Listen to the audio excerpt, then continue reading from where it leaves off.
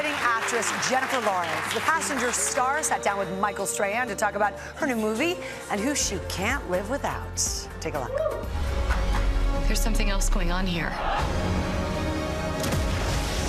I love sci-fi. I love watching sci-fi, but it was a genre I just didn't see for myself. And then once I read it, it was just unbelievable. What do we do now? It's a nail-biting, out-of-this-world thrill ride. In Passengers, Jennifer Lawrence and Chris Pratt leave Earth behind to journey 120 years into the future for life on a new planet.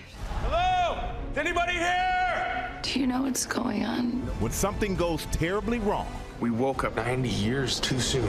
Do you think that's something you'd be able to do? I mean, as things are right now, I can't see like just saying goodbye to everyone I know and love and just piecing out. I think the journey sounds amazing. If I could bring people, maybe I would. If there's one person, and you can't include me, you had to be stuck with on a ship for 90 years, who is it? She's not a person, but I couldn't leave without Pippi.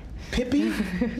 Pippi Lawrence Stocking. Stocking. Not Long Stocking, like it said in Vanity Fair. That was very upsetting. Pippi was irate. But Pippi is your dog. Yes, Pippi called her people. We're on a date. Very nice. Took you long enough to ask. There's a decision at the end of the movie that kind of puts you in a situation where it's even a bigger choice. Yeah. Yeah. Would you leave love? You die, I die. You haven't thought about would you leave love? I guess it depends on the love. Does that really mean? Does that sound super callous? It depends on the love. Well, some love is better than others. Well, I mean, if you're like facing getting a really good job and the love that you're with is like kind of like, maybe it's like momentary, then like choose the job. Yeah. If you're like, this is love for the rest of my life, then screw the job. one of Hollywood's most fearless actors, the Oscar winner also isn't afraid to speak out on issues she cares about, publishing essays on equal pay and the recent election.